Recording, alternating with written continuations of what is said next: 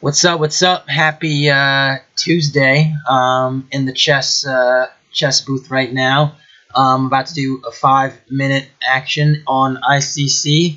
Also, happy last day of January. I've just realized it's January 31st. That means it'll be February tomorrow. Yeah, I'm looking forward to February. Hopefully, bigger and brighter things. So, anyways, put myself in the queue. So I'm in the 5-minute pool right now. Waiting on who's gonna be my first victim. I definitely gonna play better than yesterday because I was just getting shellacked yesterday. I mean, I lost a 1900 that was playing surprisingly well. I lost some positions I shouldn't have, and now it's like I'm on the redemption tour. Yeah, I'm just taking names. Sort of like LeBron, you saw what he did to Charles Barkley, taking names. He's like, don't call me whiny, don't call me this. You're shitting on my legacy. Don't talk like that about me. And I found it all very riveting because the dude just went off on Charles Barkley. But anyways, that's another story. So this is a Catalon, c4, d4, and then a fianchetto, the bishop for white is a Catalon. And here I decided to go for some like a semi-Slav type of setup with e6, d5, and c6. It's not sort of necessarily the best, but this b3 move I don't like. And the reason is b3 is not a move you normally play as white because it weakens the d2 to a5 diagonal. And so usually a move b3 is a move you make by necessity if you want to defend the c4 pawn.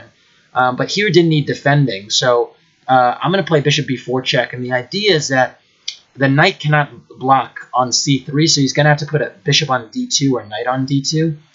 The problem is if he goes knight d2, I go bishop c3 and win a pawn on d4 because the rook would also be it. So he goes bishop d2, and then I actually go back to e7. And the point is this bishop on d2 is arguably misplaced. Okay. And yeah. So now I'm going to castle. And the idea is supposedly that this bishop on d2 is placed. So now I'm going to go knight e4, hitting that bishop on d2. And bishop e1 might actually be a move here. I maybe should have thrown a knight e4 before castles, because now bishop e1 is definitely a move. But in any case, I think black is doing okay because typically in these structures, you don't necessarily want to play b3 unless you have to, and the c4 pawn was never a threat to be captured because you always had like knight e5 or queen a4 to recover it. So b3 I didn't like. But again, the position is still relatively equal, I would say. So knight c3, I think that's a mistake because now you give me this bishop, which I'm gladly going to take with knight takes d2, queen takes d2. And, yeah, the two bishops I like. So,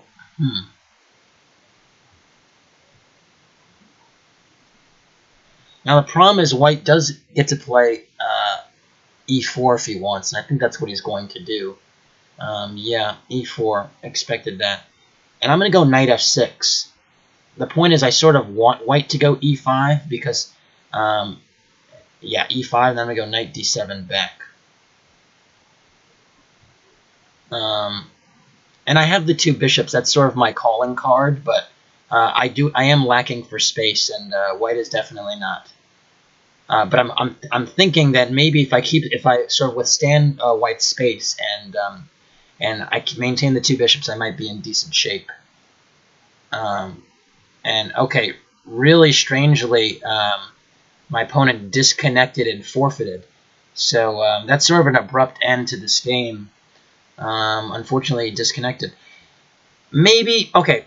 So okay, I won this game, but I don't know. Maybe I wasn't doing so well because now I'm wondering if white could have actually played c5 and tried to choke the life out of the position. And a similar structure in a previous video, I allowed this sort of like e5, d4, c5 configuration against black, and I just got squeezed out. So, but I tend to be a little bit biased towards the two bishops, so I think I still was okay. Anyways, new opponent. A little bit sad to have an abrupt sort of disconnection, but it's a victory. I gain rating for that, so I'll take it. Back to the whole LeBron-Charles Barkley thing. It was really surprising to see LeBron respond to Charles the way he did, because you don't normally have LeBron speaking out against critics at all. I mean, he's really sort of been this, as much as he is criticized, he's sort of been like this model citizen, this really great poster child for the NBA, because he doesn't bark back, doesn't have any controversy. And here he was just like, you know what, I'm tired of this. All right, e4, e6, French, d4, and d5 I assume is going to be played. Maybe he'll go b6. I think that's called the Owens defense. But all right, d5, and again, we saw how badly the winner went last time. So knight d2, more up my alley. The Tarish, a positional choice. And okay, he didn't want to go for the main line, which is to play c5. And so he takes on e4, which is the Rubin sign. Knight takes e4, bishop e7. And this is a very modest setup, but it's solid. Knight f3, knight f6 will be played, yes. And then I think bishop d3 is the move, because you don't want to help the bishop to f6. So you go bishop d3, and then knight takes, bishop takes, now knight d7, all standard moves. And I think I'm supposed to go bishop e3, so that's what I'm going to do. c5, yeah, and bishop d3 I believe was supposed to be geared against c5, because now I'm going to take on c5, and if he takes back, I can take on d8. So yeah, I thought this was not what white wanted to be doing, but maybe it's acceptable. Things change all the time in chess. So yeah, basically I thought that if I traded here and then castled, maybe white would have a little bit of have some problems, but maybe it's not the case. I don't know. I'm going to castle anyway, because that's what I thought. And then I'm going to... The thing is, the problem is my bishop is hanging, so I have to go bishop d3, I guess. And now he's probably going to take my bishop, because the bishop is probably better than the knight. But I was wondering if this quick doubling of the rooks would mean anything. Yeah, so bishop d7 I actually don't like. And the reason I don't like it is because it allows knight e5. And so I think you should have gone rook d8 instead. The thing about knight e5 now is, yeah, I'm able to get this bishop if I want it. And I think a very interesting ending can arise if I play rook d1, because I'll be hitting the d7 multiple times. So if I go rook hd1, then bishop e8 will be played, and then there's this end game where the knight versus bishop ending, where I don't win a pawn or anything, and usually the bishop is better than the knight with the pawns on both sides of the board. So I think that would be ill-advised, but it's something to look at. I don't know. The other option is to take on d7 and then play rook d1. And,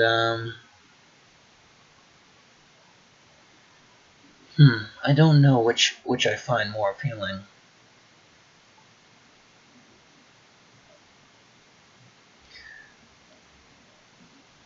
I'm going to go for the knight versus bishop ending just because it's so instructive. So now bishop e8 is going to be played, and yeah, and then I'm going to take on d8 multiple times, and then my idea was going to be to play f4. And the idea with f4 is that he's going to play f6, attack my knight, and I was wondering if I establish this f4 move, maybe it makes it harder to play e5, and maybe if he has an isolated e-pawn, then maybe I'm doing something right, because he's going to have to play e5 to sort of use his pawn majority, and maybe that's not exactly what you want to be doing. The other thought process here is I do have the outside pass pawn on the queen side, so let's say that minor pieces were off the board. I think maybe I'd have a decent advantage, because having outside queen, having the extra pawn on the queen side, I think is a little bit better here in terms of the pawn endings, because black's king would be able to chase the queen, have to chase the final extra pawn on the queen side while I rack up on the king side, because it's a lot easier to make use of. It's a lot easier to make use of your pawn majority the smaller that it is, on the side where they're the least amount of pawns, if that makes any sense. Okay. So I'm going to go king e3, just attacking the bishop. And if he doesn't trade, then I think I have the resource. What do I think I have? If he doesn't trade, I believe I have. Yeah, I believe I could just play King D4, which sort of shuts down any E5 opportunities. And so this is sort of what I was angling at. Is now he's not able to push E5 without losing a pawn because I can take a check. And now I'm going to slowly build up on the queen side with my queen side pawn majority. And I think actually white is a little bit better here. Although it's probably still objectively equal, I think white is the one that's playing for a win because at any moment, if he tries to go for the pawn ending, I think that would be very, very ill-advised. So I'm going to go b4 here, and takes, and very important to keep my pawns together as well. And now the question is, how do I press my advantage on the queen side further? Because I can go c5, but that might be a bit hasty. I can also go, because a c5, maybe b5, I don't know. c5, no, bishop takes d3, actually. So I'm going to go b5 check. It's a little bit weird. You say, why do you put your pawns on light squares? Well, my intention is to play c5 with check with tempo, and that was my idea. And now after this knight takes, my b pawn is really a sort of a runner. And he can play e5 check here, and then I would take on e5. But the point is, my outside passer, I think, is stronger than the e pawn. So I'm just going to step to the side, play king c4 here. And I think white is better here because of this ending is very uncomfortable. So bishop a2 is a useful move, I suppose. I'm going to go b6, I guess. I'm going to go b6, just continue to push that pawn, make use of my outside advantage. And again, this king might be a little, the other possibility that this black king might be displaced if we trade the e for b pawns, and then having the 2-1-2 on the king side, with my king maybe being a little bit closer. If my king chases the e pawn, might be the thing that works. So now I'm going to go b7, and I'm trying to, yeah, and see, king c7 is a little bit of a mistake because now I can just go king d5, and okay, the e pawn is okay, he's going to go e4, and it's defended now, but the problem is I could just play knight takes e4, and then after king c7, which I anticipated, I can just make some sort of knight move, actually. So I'm going to go knight d6 check, because if he goes king c7, I have knight e8 check, and I take on g7 with tempo. And now my king is sort of just trying to get to the g7 square. So I'm going to go knight e8, which attacks... yeah, and g6 is a real mistake because he should have played g5 trying to trade more pawns. Now I can go h4 and fix those pawns on light squares, which means he won't be able to trade either of them. So that's at least the hope. So I'm going to go knight. I need to get my knight to a square where it's attacking the g7 pawn, so that's sort of the first step. So I'm going to go king d4. The reason I'm going to do this is continue to shoulder the black king off. And now I'm a little bit down on time, so I'm just going to move a touch faster. But the shouldering technique is very important to sort of learn. The point is I'm trying to keep the king at bay while I try to attack the pawn. Unfortunately, it's not working as well as I would have liked. Because now his king is actually successfully behind my pawns. So now I'm gonna actually have to confuse a little bit by with my knight. My knight is a tricky piece, so I can harass and try to do something annoying. Black did well though to get his king all the way to the H line.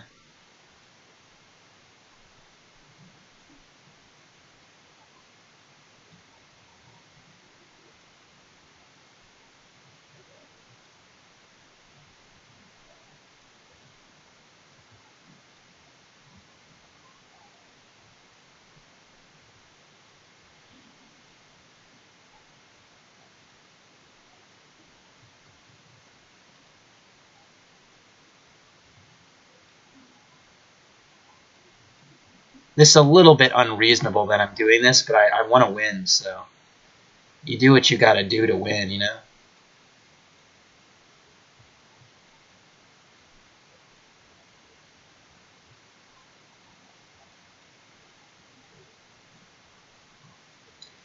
I might offer a draw here because he's defending so well, and I might flag him.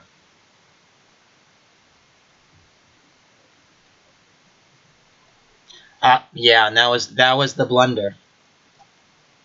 Blundered the bishop, and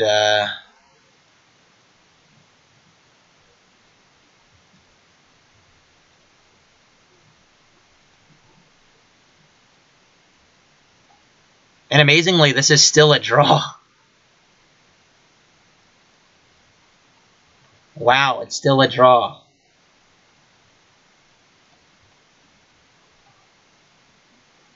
Yeah, so even after I won the night, unfortunately, I think I ran into a little bit of this amazing fortress here, because if I go back here, um, there's still no way to attack the H-pawn without losing the knight.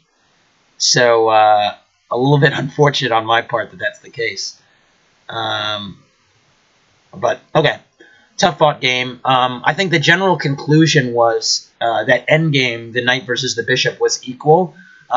White definitely was the side that got chances, and I probably was winning somewhere. But objectively speaking, it's an equal endgame.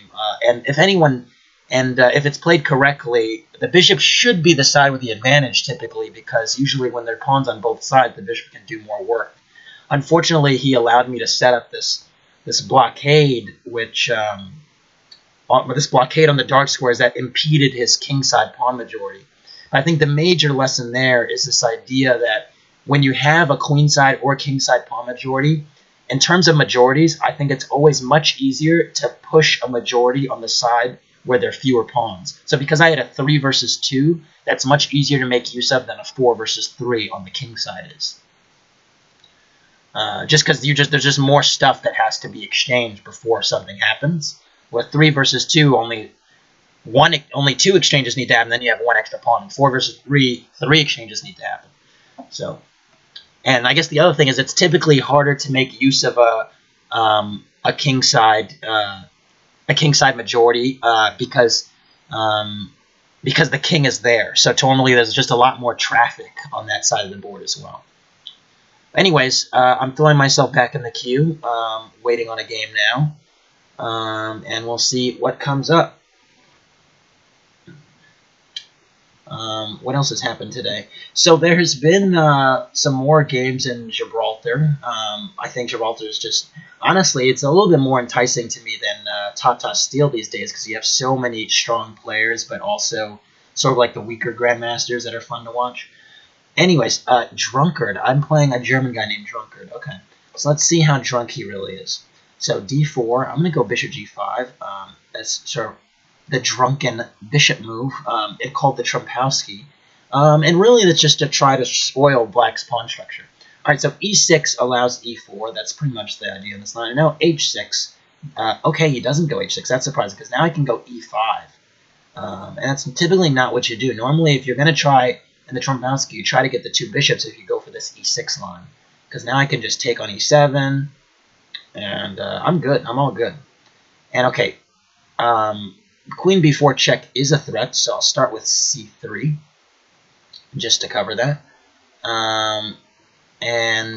Yeah, I like my position a lot, because now I can go bishop d3, knight f3, knight bd2, and notice that this already some of the dark squares on black's king side can be a little bit weak, because the dark squared bishop is gone, and again, it's a little bit hard to develop the light squared bishop.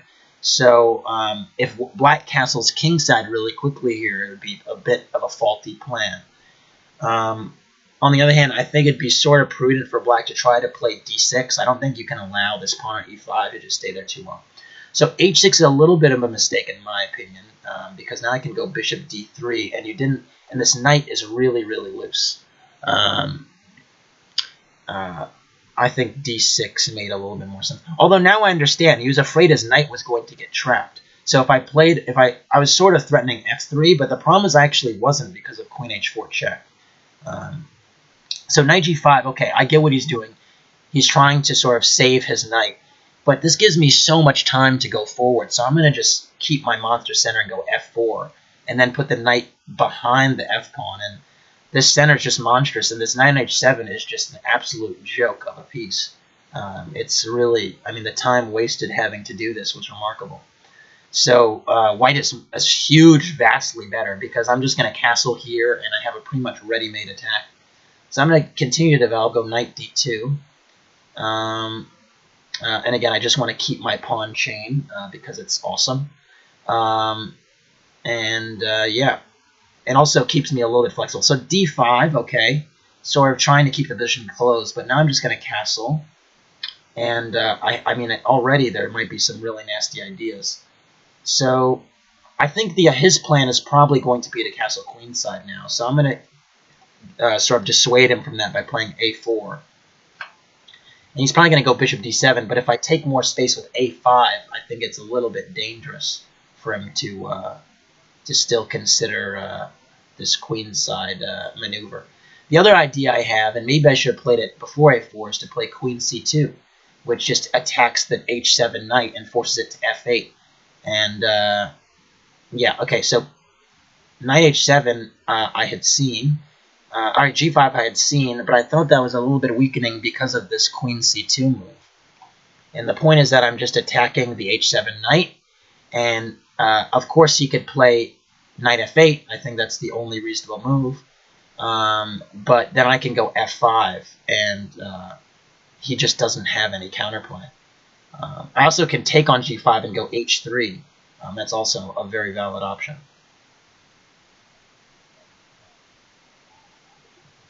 I'm sort of spoiled for choice. I'm actually going to take on g5 and play h3, now that it occurs to me that now I can go knight h2 and knight g4. So I think he might try to go g4 to try and pawn sack and keep the h-file open, but again, there's really no attack here.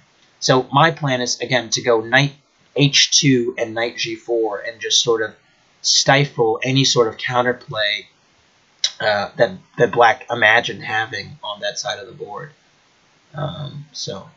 Yeah, so rook g8. Okay, now knight h2. This is my maneuver, just to put the knight on g4. And notice now with the rook on the f line, the f pawn is backward because of en passant. So, so there's really no pawn breaks for black that really bother me. And again, I always like to say no pawn break, no plan. And so yeah, now I'm going to go knight g4, and I mean it's just total positional domination. So now I'm going to expand on the queen side because I can. I'm going to go a5.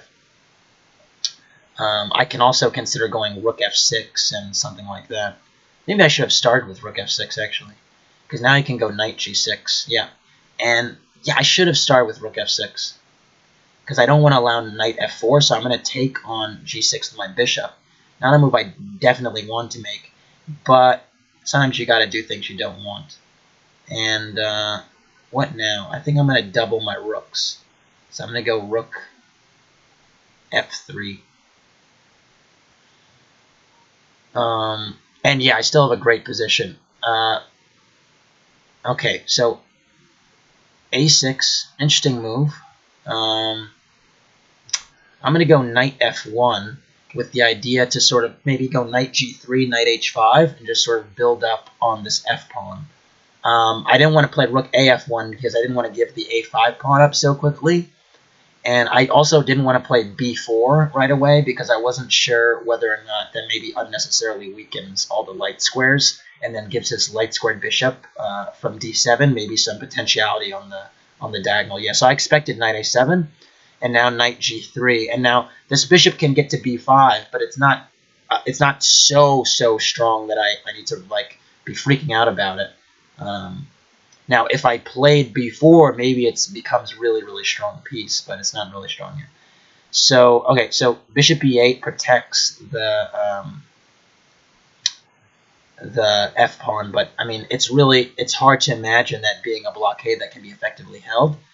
Okay, and now he's going c5, which is super aggressive, but I just don't really buy it. So I'm going to go knight h6, plant a knight there.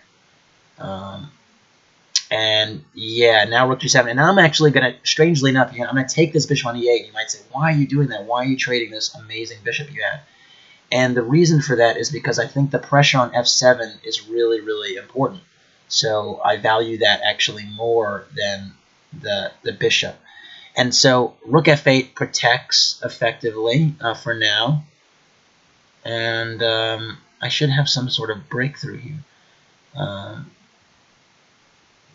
I'm going to go king h2 just to sort of, it's just a prophylactic move, moving my king out the way of potential ideas on the diagonal.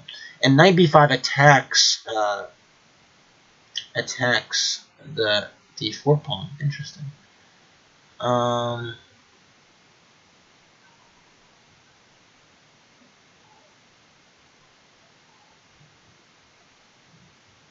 I'm going to go queen f2, attacking the c5 pawn and trying to sort of have him take on my terms.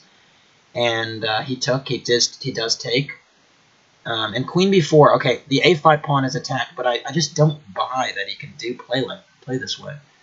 Oh, d4 is attacked. That's the idea. Okay. d4 is the idea. He's attacking d4.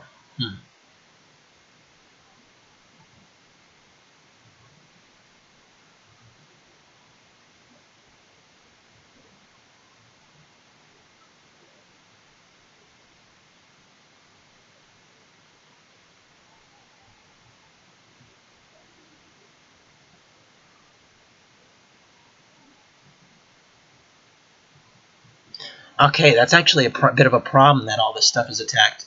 How do I get this pressure on f7 that I want?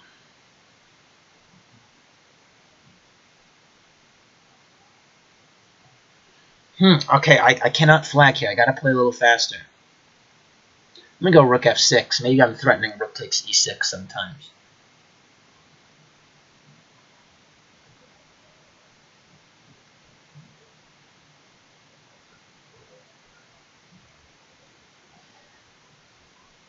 Definitely muddled this up a little bit.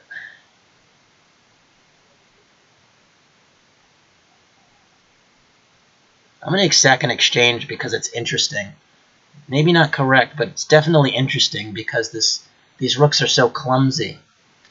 I definitely muck this up again, but I have really good compensation here, so I'm not in any really, really dire trouble just yet. And notice how important my king is on h2 being tucked away. All that time there were no checks to bother me. But I definitely did not play this cleanly. And black probably will resign now. Or maybe not. Okay, I'm going to trade queens, and now maybe he'll resign? Alright, maybe not. They really don't respect you at all. Alright, so evidently I'm going to be playing till checkmate. That's what looks like is going to happen. Which is not something that really bothers me too much. It's just resign. Alright, so that's mate. A little bit sloppy toward the end when I got into time trouble, but I think in the opening you at least got a sense of what a squeeze looks like. This was a pretty classic squeeze. If you look, again, if you're going to play the Trompowsky against bishop g5 and then and if you're going to play this e6 line after e4, you sort of have to go h6. You can't just let white roll you over like this. And so trading the bishops, not even getting the two bishops advantage for being down space in black, thinking about it from black's perspective, is just a big no-no. And after c3, I was wondering why he was thinking for so long, but he was starting to feel the knight was getting a little airy, and that's why he settled with h6. Just important to point out, f3 actually isn't yet a threat, because if you play f3, there's queen h4 check, which is a real problem, because I can go g3 because knight takes g3. The real threat here, actually, the more I look at it, is queen g4, which attacks the g7 pawn and the knight on g5. And after h6, I think queen g4 is still a move. Maybe I should have thought about that. Okay, maybe black has f5, but queen g4 is definitely a move. Anyways, you can't play like this in the first 10 moves, have your knight on h7, and white had an overwhelming advantage, so that's that. All right, Yozik, GM Yozik. All right, I'm gonna talk a little bit less so that I can beat this guy. But, alright, knight f3. I'm going to go knight f6. I played this guy so many times, I feel like. c4. He's probably going to go fianchetto variation. No, maybe not. Okay. So we're going to have a King's Indian again. King's Indian was featured a little bit in the last video I did. I had this knight sacrifice on f2, which was sort of interesting. The funny thing about this is I know nothing about this line, and I'm playing it. So that's not a good sign. That's actually a really bad sign. As far as I know, c6 is, I think c5 is a really strong move here. Okay, so d5. All right, so I'm sort of okay with this. I was sort of not minding a move like d5 because I was sort of trying to lock the middle with c5. And yet 91, these positions I don't understand super well, but I do understand I have to move my knight.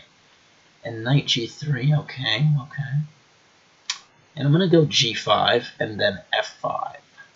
And at least now I'm threatening f4, so he's going to take, and my knight gets a decent square. The problem is now this knight on e4 also gets a marvelous square. This knight on c3 gets this marvelous e4 square. And so it's a real positional battle. So h6, g5 is loose, so I'm going to play h6 to defend that, and now I'm going to play knight f6 next. But white has a firm blockade on e4, which is a good thing, very good thing. In this position, I'm actually threatening knight takes g4 because I would love to secure the light squared bishop. If I take his dark squared bishop, he gets really good control of the light squares. He might take on g3, then play g4. But knight takes g4 would be a real good move for me. So I think he's going to have to move that. He's either thinking about taking on f5 or moving the bishop away. I personally would not take on f5 because I think the two bishops are too valuable here. I'd probably move the bishop back. But then the downside of that is that black is gaining in valuable time. And actually the knight on e4 is also hanging. So yeah, so that makes sense. He's taking there with check. I'm going to go queen takes f6 because it sort of does the job of getting me closer to connecting my rooks. And I think he has a little bit of a problem here because he's not effectively controlling e4. So yeah, so he's trying to control e4 with rook e1, but typically you want to blockade the piece with something that isn't a heavy piece. You want to blockade with a knight or something, or a bishop, not with a heavy piece like a rook. So if I can get in this e4 move, I'm in excellent shape. So let's calculate. There's knight takes g3, bishop takes g4, no. Knight takes g3, takes e4, no. So the knight is really well placed on b2, guarding that square. But I'm really already eyeing e4 breaks at some point. That's when I have my eyes on. So if I can effectively execute an e4 break, that would be awesome. So f3 is played, okay.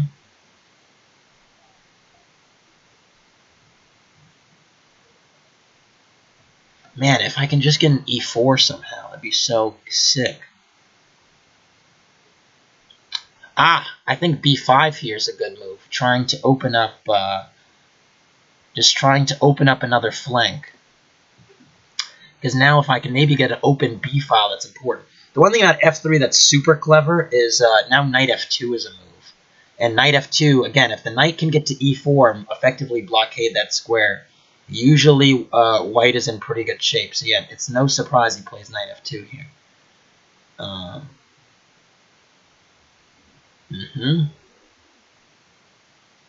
And now I'm going to take on c4 because I think that's what I should be doing. And knight e4, and again, now he's effectively gotten the blockading mechanism that he wants. That's not a desirable thing for me, but I'm going to try and deal with it. So rook c1, I'm going to go rook b8 because I'm just going to try and hit b2.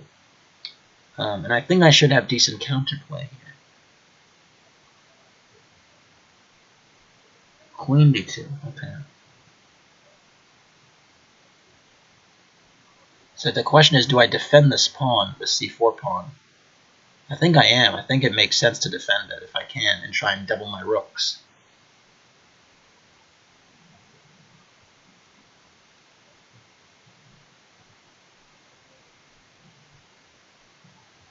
My rook is a little bit wayward on a4, but I'm thinking if I can reposition it, maybe play rook b8, and then get some pressure on the c line, on the b line, that'd be good. If I go rook b8, and then rook, I might put my a rook back on the b file. I might have counterplay.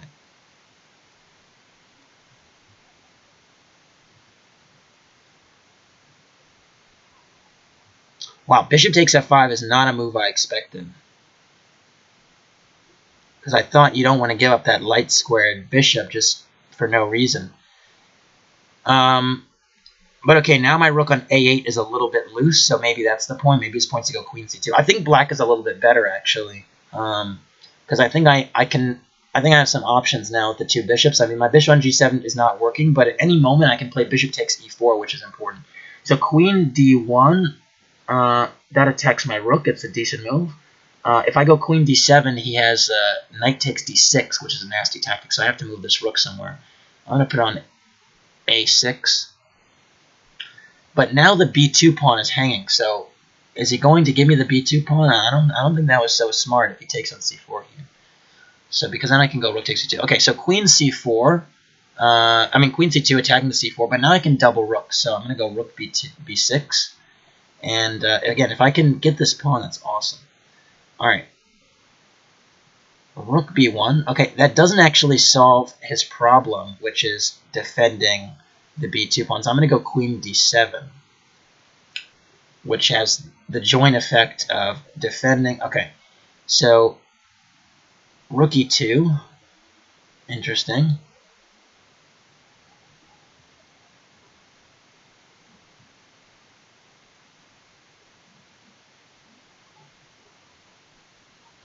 Oh, I should have something here. I know I should. I'm going to go rook b3, which threatens rook takes a3. I really don't want to just give up. Yeah, there we go. Rook takes a3. And I think I'm doing pretty well here. I don't have a whole... I mean, I have a little bit more time than white, but not a whole lot. So I'm going to go rook b3 back, attacking the b2 pawn. And now if I can go a5, a4, that would be awesome. All right, I don't like that move either, because now I can trade. I'm going to play bishop takes e4, which is a little bit controversial, but at some point I did have to get rid of the that knight. And now I'm going to take on b2. So that's my idea now, is I'm going to win another pawn. And 2 pawns up, I feel sort of comfortable. The one problem is my bishop on g7 is a really awful piece. So as long as my bishop on g7 is sort of dead, he probably can win back one of the pawns. Okay. I'm going to attack the queen. Maybe I can... so I can push my a pawn. I really need to get my a pawn rolling.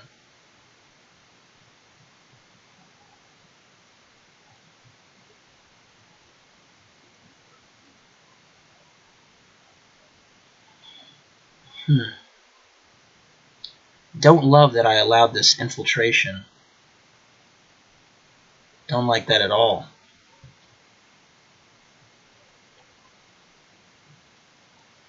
I allowed a very critical infiltration right now.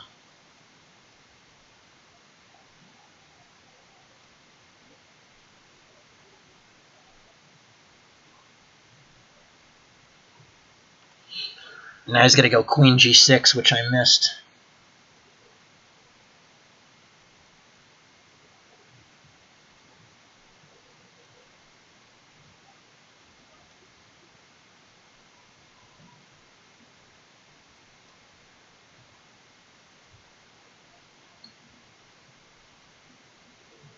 And it's a draw. It's a repetition. Very fortunate for him to draw that game. Again, a lot of it comes down to me talking at the end of the games. But I think the real critical moment in this game was really the blockade of the e4 square. I think he wasn't effectively able to hold that blockade. And then even when he did hold it for a little while, I had a lot of pressure on the queen side with this b5 move, which sort of seized the initiative and distracted white from holding the blockade on e4. So never forget to play on both flanks. It's really important. So next, who we got next? All right, so I don't know what flag that is actually. So d4. I'm gonna go. We've been having so much fun with the King's Indian. Let's continue that fun. So okay, so now I'm gonna play against a fianchetto variation, and c4 I think will be played, yeah, and then knight bd7.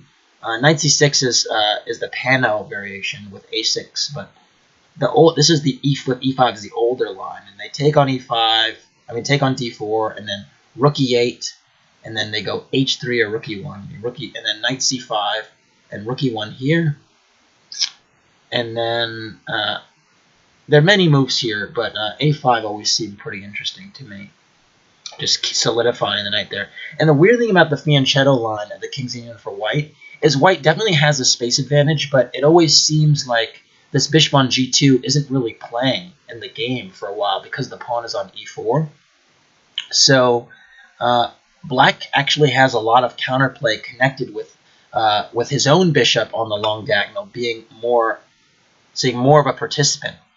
And so bishop f4, I think the idea is maybe to play e5, maybe put some pressure.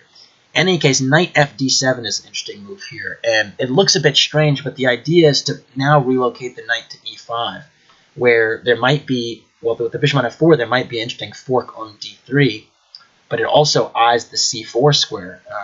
So a very interesting move, this knight e5, because now if you play, b3, which I think will be played, there's knight d3, which attacks the rook on e1 and attacks the knight on d4 because the queen wouldn't be protecting it anymore. And bishop takes e5 is an awful decision because basically now you're giving black the two bishops, which is it's just a bad choice.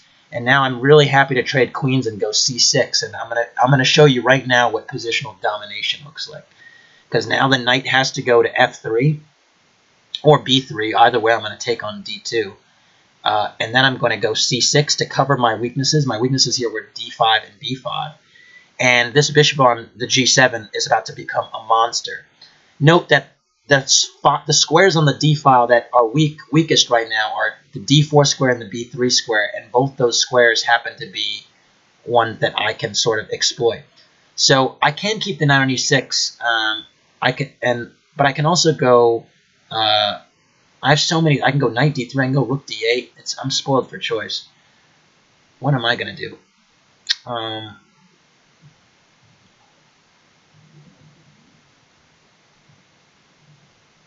Oh my gosh! Why am I thinking here? I just have so many choices. I'm gonna go bishop e6 because my knight is actually really well placed on c5. Then he's gonna go knight f3, and I'm gonna go f6. I'm even going to go rook d8. No, I'm going to go rook d8, actually. Now I'm going to go f6. And then I'm going to go rook d8 next. But once my bishop on g7 gets relocated, and it will be relocated, this is going to be a real problem.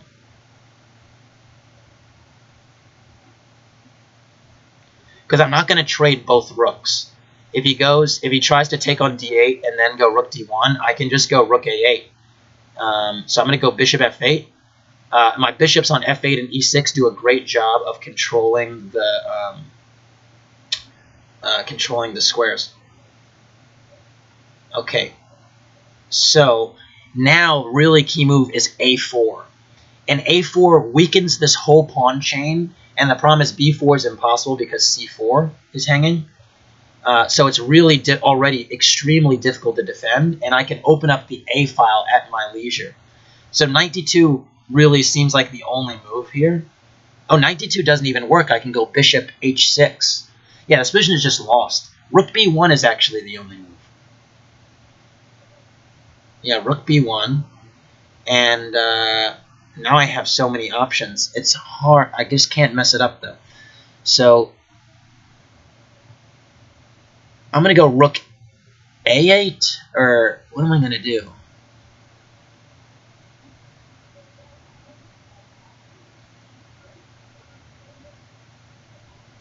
No, I'm going to go h5 because I want to maybe have the idea of playing bishop h6 if I feel like it.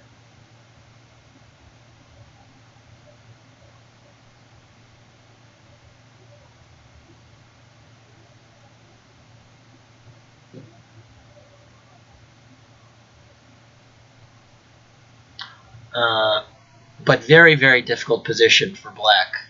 Yeah, knight f1, very passive. And now b4 is a threat, so I'm gonna take on b3 and then go rook a8. And the idea is just to maybe play rook a3 and just target that b3 pawn. But you can see the two bishops here are doing so much, and this bishop on g2 is such a passive participant. So knight e3. Just going to go rook a3.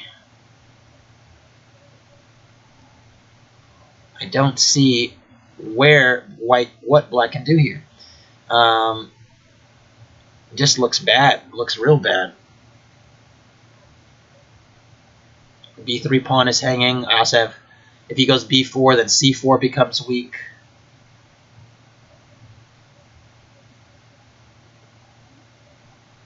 I'm gonna go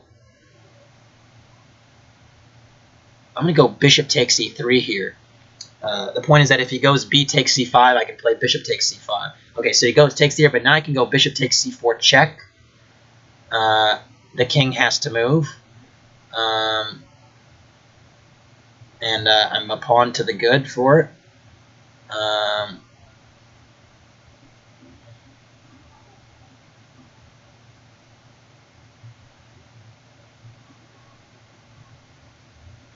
And now I'm going to go knight a4.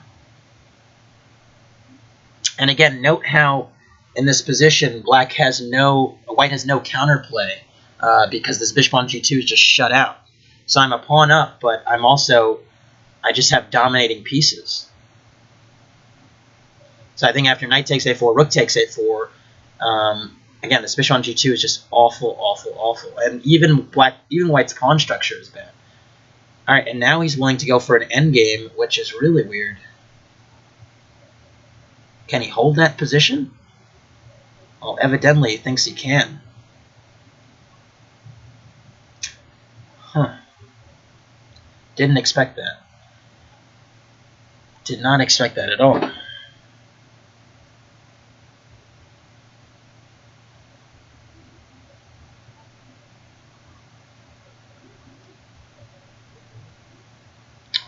Well, I don't have to go for the endgame right away, so I'm not. I'm just going to go bishop a6, which keeps my bishop on the long diagonal and just says, no, I do not want this endgame yet. Because I don't want to have to trade everything and then just prove with the extra pawn and the bishop. All right, and b5 is an interesting move. Definitely keeps the game on.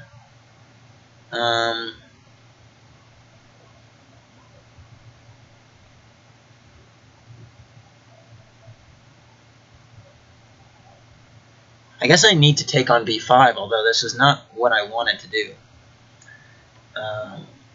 He does get some counterplay now, but he can't win any. He can't win any of my pawns because of this problem. Yeah. So, okay, how am I going to do this? All right, I'm going to check on a2 first.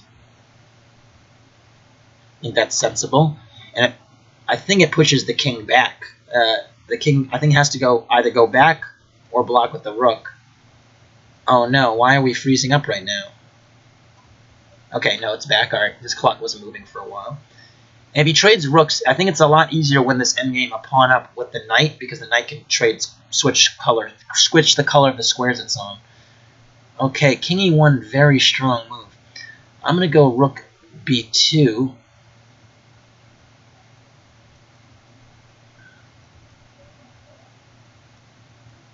I must say, it's very tenacious defensive resources, but I still think it's winning for me because I have an extra pawn in this knight. And now I'm going to win a second pawn.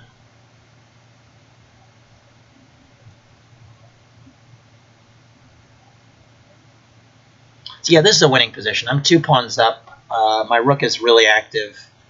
All good things. All good things.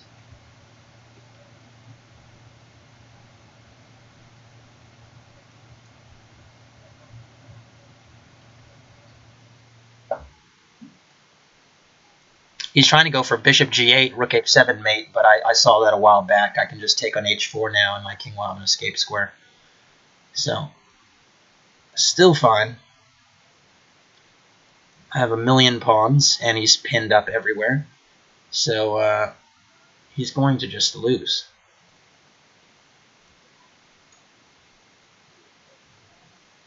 And he flagged instead of resigning, because no one resigns. They just have no respect for you. But again, that was actually probably one of the cleaner games I played today. The main takeaway is you really cannot. You just don't give up bishop pairs like that. But I do think even more so in this King's Indian structure. I just want to show this position really quickly. This is all standard, by the way. But in this position after knight e5, bishop takes e5 is probably the worst move you can make that keeps the material equal, because after d takes e5, this bishop on g2 is just a dead piece. And you might ask, well, what about the bishop on g7? Isn't that a dead piece? Well, no, it's not. And the reason is all these dark squares are weak. e3, d4 are very weak. And the pawn, and look at the difference in the pawns. White's pawns are on e4 and c4. So two key squares that the bishop would maybe relocate to, or diagonals it would try to relocate to, are not open. The fact that the pawn is on c7 means as not on c5, like its white counterpart on c4, means that the bishop can sort of rake on on the a7 g1 diagonal or on the f8 a3 diagonal. So it's a big difference.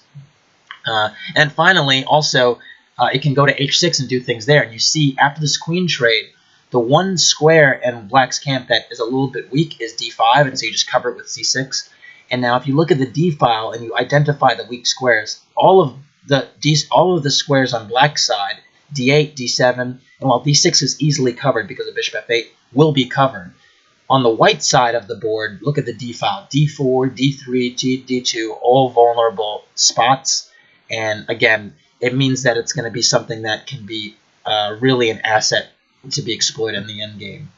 And then, of course, when you have these types of static advantages, then you just want to try and create more of them.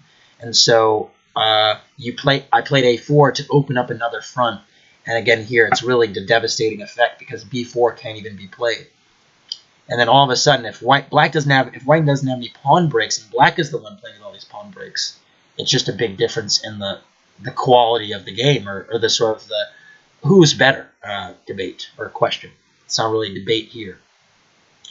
So last game for today. One more game, and then I'll wrap it up. But sometimes I think people are wondering, like, well, how do you? I mean, a lot of times I feel like people are just really a little bit wary of like chess, and it's so hard to play chess well. And it is, no doubt about that. Chess is tricky, but I think a lot of it comes down to just keeping in mind weak squares and sort of control of squares. And I think that's really one of the key sort of strengths of strong players, and it definitely is something that you can start to develop if you're not a strong player, you don't feel you're a strong player. All right, so I'm going to go d4, knight f6, and let's stick with the openings we've been playing. I'm playing bishop g5. I'm sure Rigatoni will play this better, so knight e4 is a better move. Bishop f4 is a move here. I'm going to go h4. It's a funny, tricky move. Knight takes g5 is a bad move now because you sort of weaken. Why is it a bad move? Because you weaken. You open up the h file for the rook, which is not so advisable, and you might be a little bit vulnerable to a g6 break at some point. So knight takes g5 is typically not what they're doing here. Okay, so knight c6. I'm going to go bishop d3, sort of at least tease him into playing knight takes g5, because that's really what I want to see.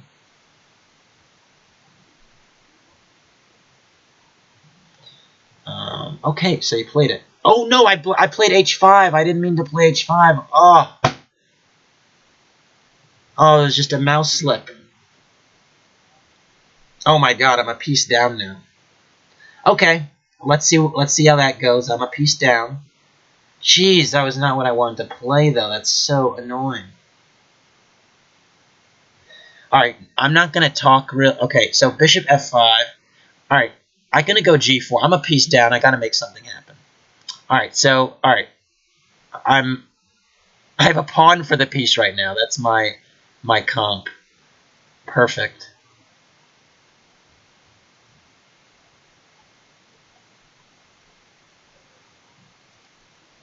Alright, I'm going to try and make something happen here. Trying to pull some sort of Houdini job. But, oh, that's just... It's so awful when you blunder. And essentially it was just a mouse slip. Alright, knight b8 is actually sort of clever because he's just trying to relocate the bishop. Okay. Yeah, that's really clever. I'm going to go c4. I have to cover. I can't allow him to play queen d5. And yeah, he can go bishop b4 check, but that's sort of what I want. If he goes bishop b4 check, I'll go king e2. He's playing a little bit passively, so I might have a tiny, tiny chance. And queen d7 I really don't like, because now I get knight e5 with tempo. So I think I might get a chance here at some point. If he goes bishop takes e4, just queen takes e4. And I'm also hitting b7, so... I might get a chance here. I'm a piece down, but this guy is not a better chess player than me. So he might go queen a4 now with the idea that if I play queen takes b7... Oh, queen c8, that's very passive. My friend, that is very passive. Alright, I'm going to go g6 now. I think now it's like now or never to sort of get this breakthrough while he's just undeveloping everything. And, yeah, this is interesting. This is very interesting. So queen g2, I'd say. Looks logical. And he'll play h6, I guess.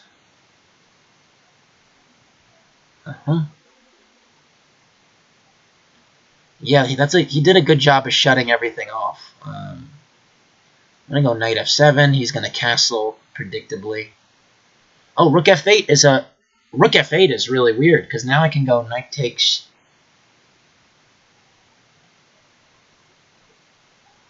Wow, this is so weird. This is such a weird game.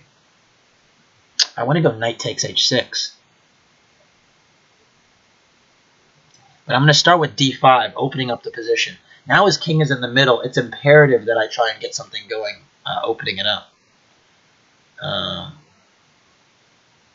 I also have knight takes h6 is an idea that I'm looking at, but I need to sort of, you know, slow. I don't want. Maybe just not rush it. So I'm going to go queen takes d5, and my queen is doing some things now. And now if I could castle queenside, I might have something actually. Maybe even rook d1 actually. But his king is stuck in the middle. That's a really, really good sign. And then queen d7 doesn't look so hot because of queen takes b7. All right, bishop e4 check. I like to see that because now I can go king e2. And he sort of connects my rooks for me, but now the bishop on b4 is misplaced. And it might be susceptible to a queen b5 check. So I don't know if white is even much worse or worse at all with this monster knight on f7 now. So knight c6, okay. Now I can just go rook d1. And the queen can't come out. King e7, wow, this guy, the balls on this guy. I'm just going to go a3. I don't know where that bishop is going, but it looks trapped to me. I might have survived this, guys. I might have survived this. Amazingly. He just did not play with vigilance and got caught. And then I can go b4.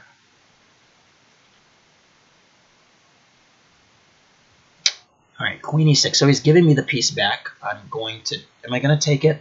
I can also play queen c5 check first. Maybe there's a difference. If I go queen c5 check, he has king f6. And I still get to keep my queen.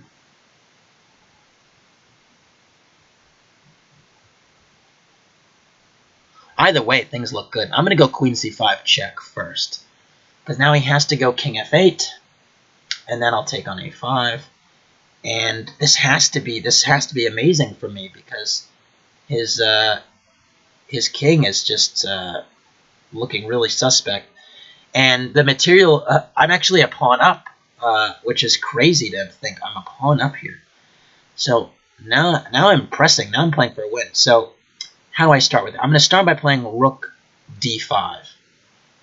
The point is that I just sort of eye f5 even further, and my queen looks like it's trapped, and it's because it is, but there's no way to attack it again. So now I gonna try and get at this f5 pawn. So I'm gonna go rook f4. I mean rook h4, which tries to go to f4, and he can go knight e7, but I think I'm just totally winning here now because his king has no squares, and my rook is coming to f4, and I think he's going to have to give up an exchange for for my knight in f7, which is just doing such a great job controlling d8, just sort of making the rooks really clumsy. And yeah, now this knight looks really bad, so I'm gonna go rook. Now this king looks really bad. I'm gonna go rook f4, which just threatens rook takes f5.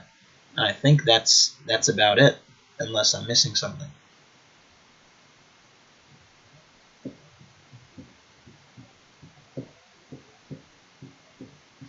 Whoa, I cannot believe I'm going to win this game.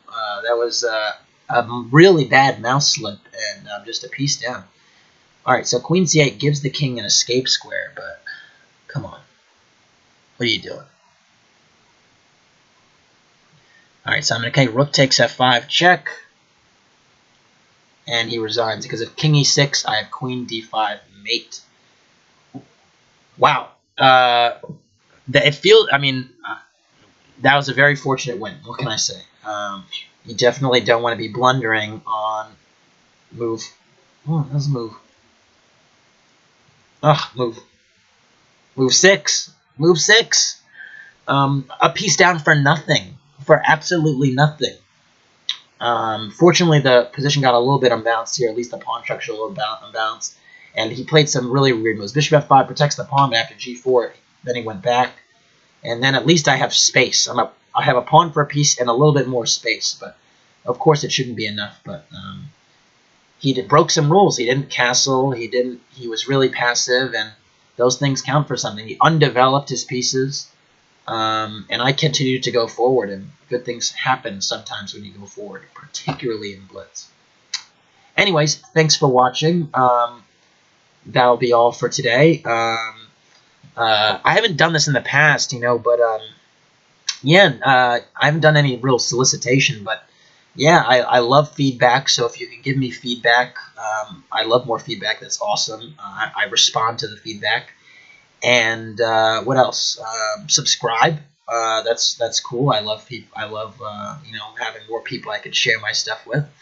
And tell people about it. If people want to get into chess, it's a really good way to get better is just actually by playing, of course, first and foremost, but also watching other people play. So part of what I'm doing is definitely real self-interest because I enjoy playing and I do this anyway. But I also want to sort of share some of that knowledge and get some other people engaged in the game that might not normally be engaged. So yeah, thanks for watching again, and see you soon.